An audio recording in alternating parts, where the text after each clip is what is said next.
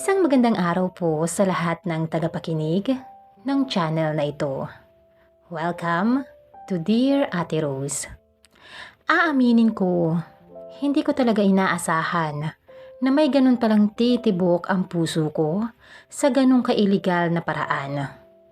Ako po si Lisa, 35 years old, Mrs. ni Jerry. Maayos naman ang buhay namin. May sariling bahay, may maliit na negosyo. At kahit papano ay masaya. Pero sa likod ng maayos na itsura ng pamilya, may mga bagay pala akong mararamdaman na hindi ko rin maintindihan. Nagsimula ito nung pansamantalang tumira sa bahay namin si Neil, pamangkin ni Jerry. Anak siya ng pinsan ng asawa ko na nagtatrabaho sa abroad. Wala raw matutuluyan sa Maynila at malapit lang ang eskwelahan niya sa lugar namin. Kaya naman, pinatuloy namin siya. Mga ilang buwan lang po, tita. Pag nakahanap na ako ng boarding house, aalis din ako agad. Sabi ni Neil habang bitbit ang isang backpack at isang lumang maleta. Napansin ko agad, gwapo tong batang to. Maputi, matangkad, may dimples pa. Mga 22 anyos lang yata siya.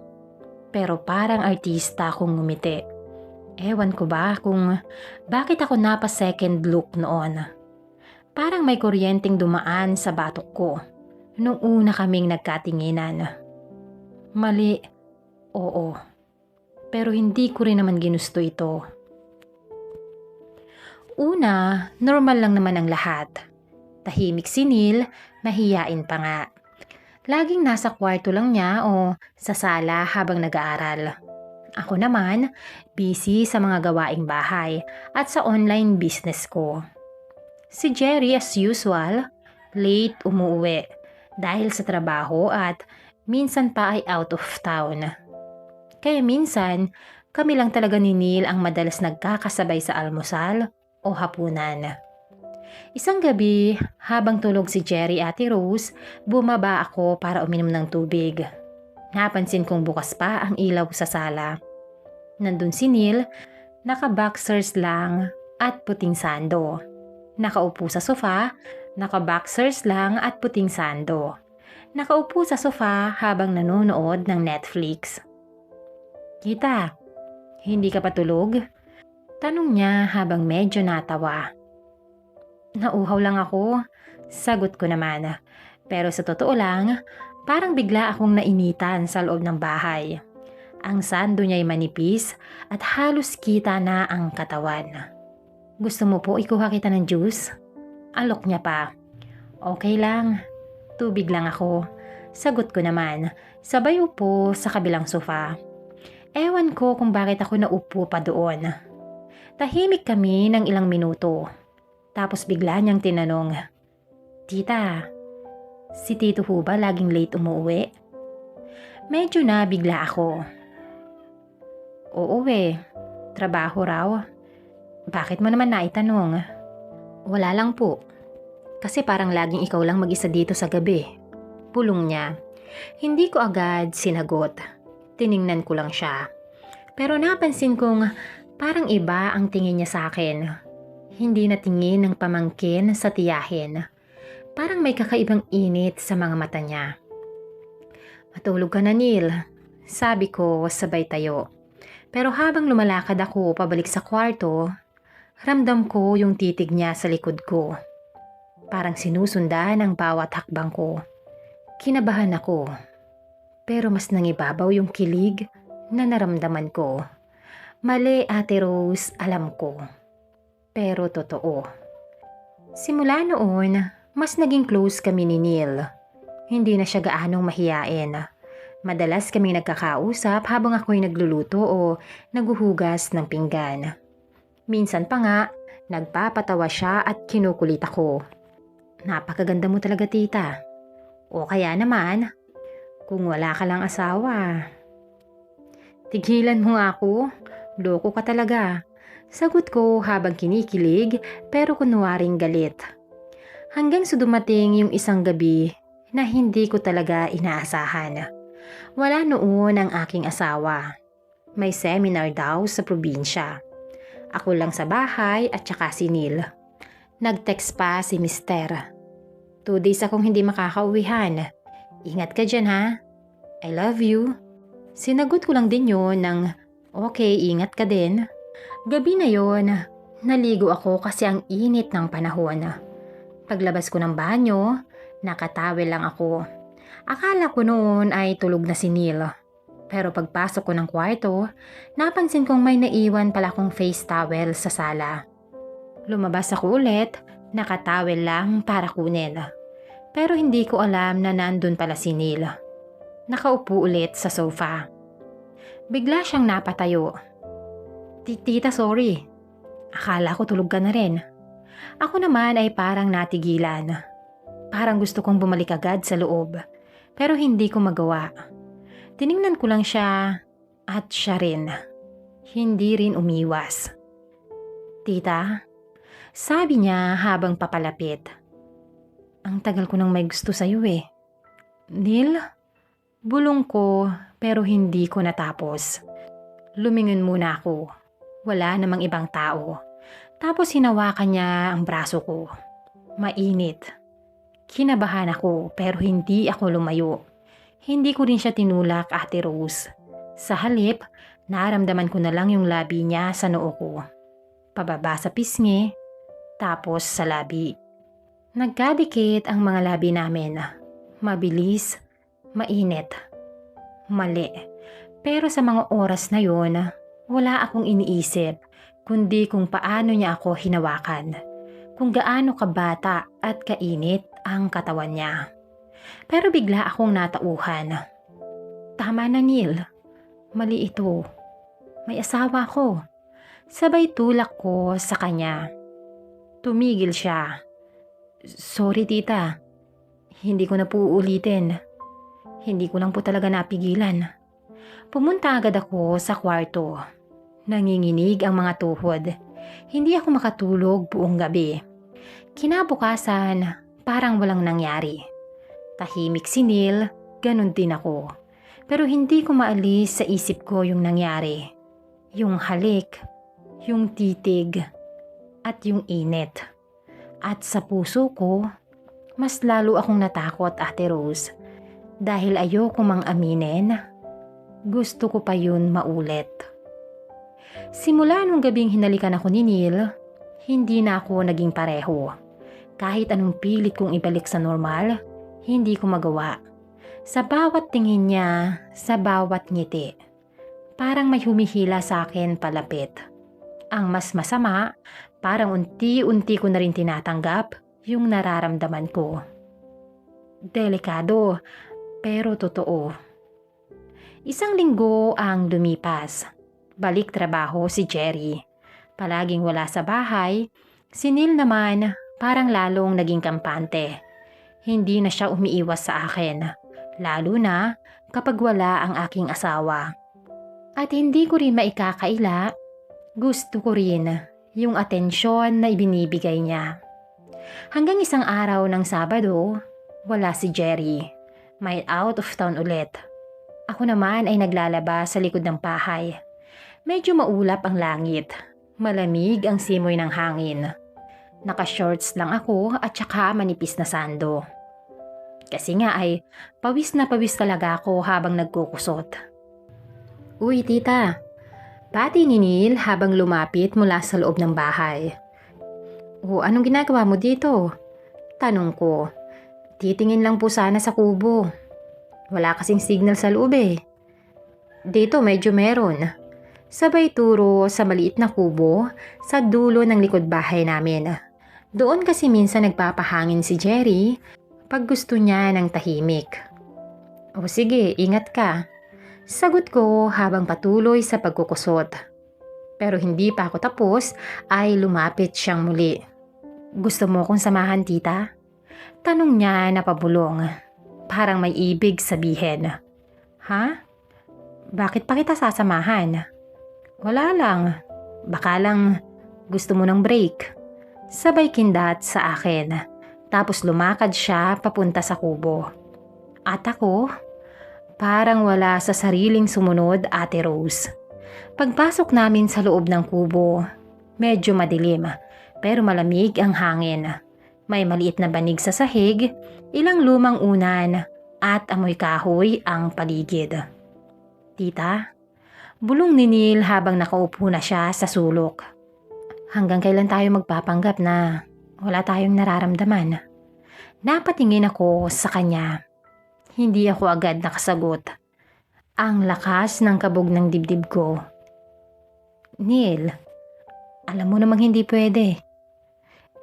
Pero gusto mo rin naman ako, hindi ba? Tanong niya habang dahan-dahang lumapit. Kahit saglit lang. Kahit ngayong wala si Tito. Parang may hangin na umihip sa batok ko. Bumigay na rin ang mga tuhod ko. Hindi ko na kinaya, Ate Rose. Hinila niya ako papalapit hanggang sa mapasandal ako sa dingding ng kubo. Hinalikan niya ako. Mas mainit, mas mapusok. Hindi na ako nakatanggi, Ate Rose. Habang yung mga kamay niya ay may hinahanap sa katawan ko, ako naman ay ninanamnam yung bawal. At doon sa banig na luma, sa gitna ng tahimik na bakuran, may nangyari sa amin. Hindi ko akalain na sa edad kong ito ay makakaramdam pa ako ng ganon. Parang batang muli, parang bagong ligaw. Pagkatapos noon ay tahimik kaming pareho. Nasa banig pa rin at nakahiga ako sa dibdib niya. Bakit mo to ginagawa? Tanong ko sa kanya. Dahil mahal kita, tita. Sagot niya habang hinahaplos ang aking buhok. Napatigil ako. Hindi ko alam kung matutuwa ako o matatakot dahil sa dami ng emosyong nararamdaman ko. Alam kong may isa kaming tinatapakan. Si Jerry, ang aking asawa. Hindi na to dapat maulit, Neil. Bulong ko sa kanya. Pero kahit sinabi ko yun sa loob ko, alam kong gusto ko pa. Pagkagising ko kinabukasan, ay parang hangover yung pakiramdam. Pero hindi dahil sa alak, kundi sa init at kilig na naganap sa kubo. Hanggang ngayon ay ramdam ko pa rin ang haplos ni Neil. Yung bigat ng katawan niya sa akin. Yung mga bulong niya habang magkadikit kami. Pero habang naglalagay ako ng kape sa tasa sa kusina, ay bumalik yung guilt. Si Jerry ay padating na raw mamaya. Nag-text siya. Normal, sweet, walang kaalam-alam sa ginawa kong kataksilan. Good morning, tita. Bati ni Neil. Bagong ligo, amoy sabon pa. Nakaputing short at sando. Parang wala lang nangyari kagabi. Good morning. Sagot ko din naman, sabay ibas ng tingin. Pero hindi ko rin napigilang mapangiti. Lumapit siya sa likod ko habang nagtitimpla ako ng kape. Ramdam ko agad yung init ng hininga niya sa batok ko.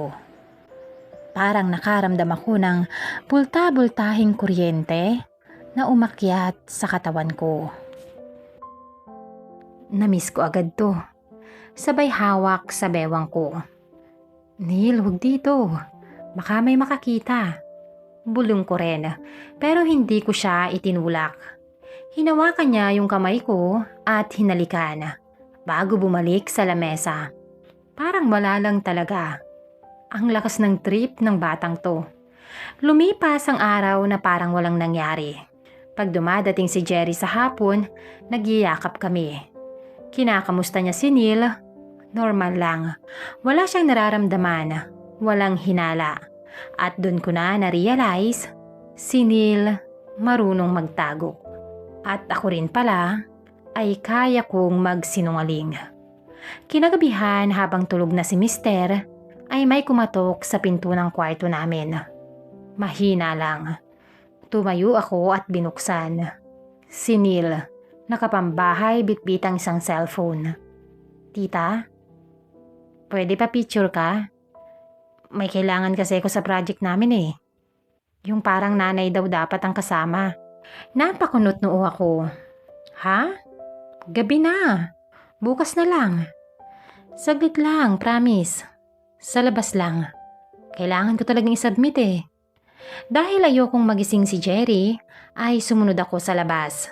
Sa may terrace.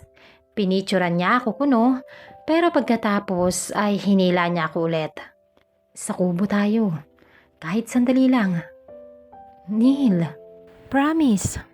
Hindi kita hahawakan. Gusto lang kita makita kahit sandali. At ayun na naman kami. Sa parehong kubo, sa parehong banig. Nakatitig lang kami sa isa't isa.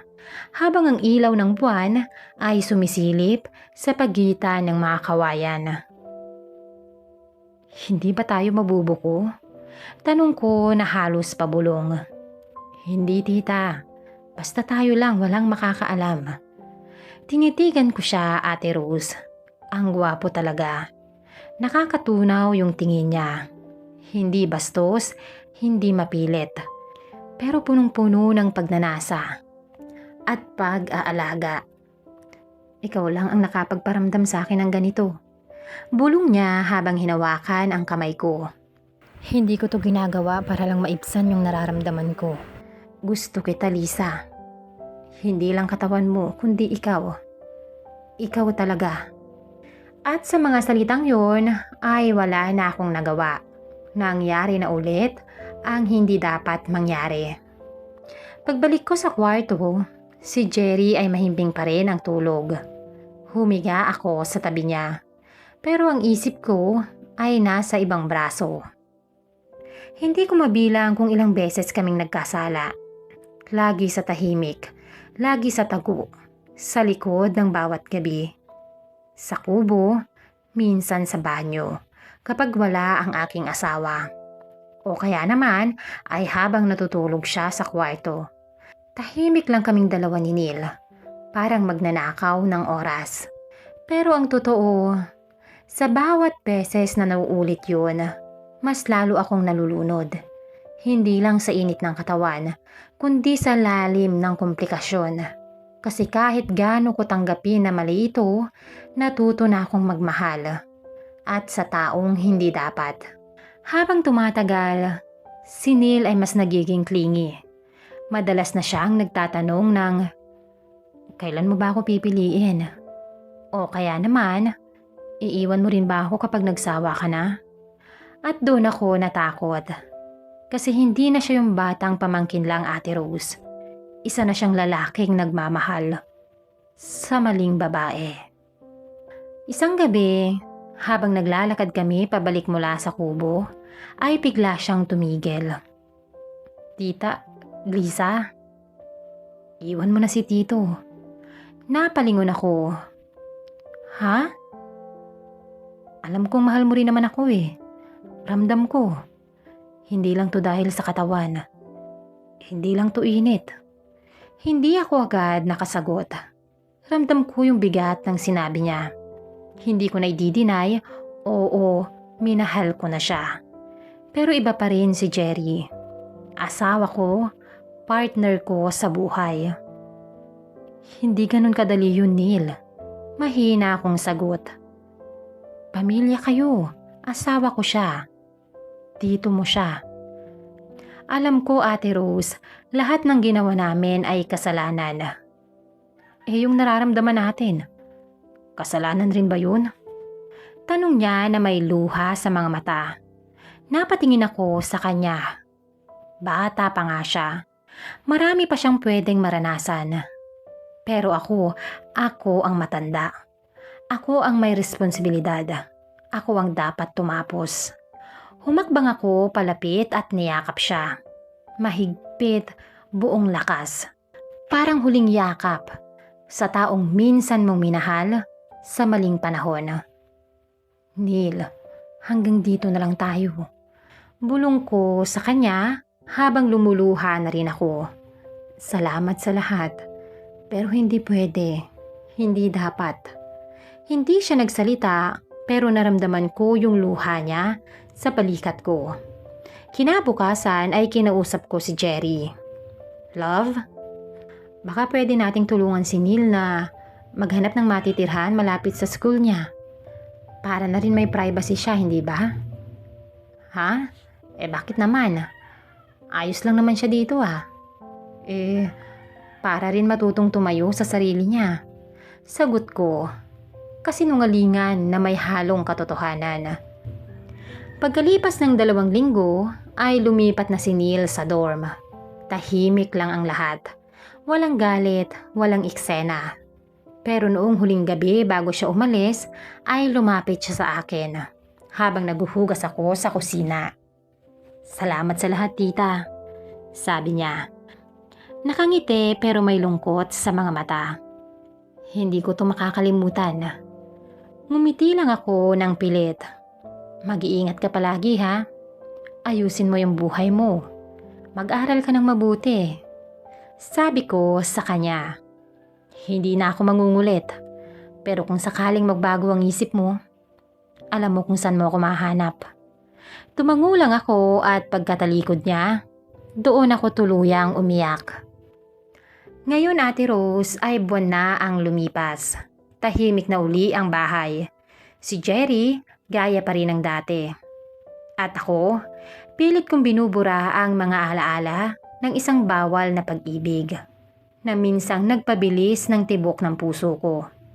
Hindi kami nahuli, Ate Rose. Walang nakakaalam, pero ako ang pinakabihag ng lihim na yon. Minsan, may pag-ibig talagang hindi para ipaglaban. Hindi dahil mahina ka, kung hindi dahil mahal mo rin ang sarili mo at ang mga taong masasaktan kapag pinili mo ang maling landas.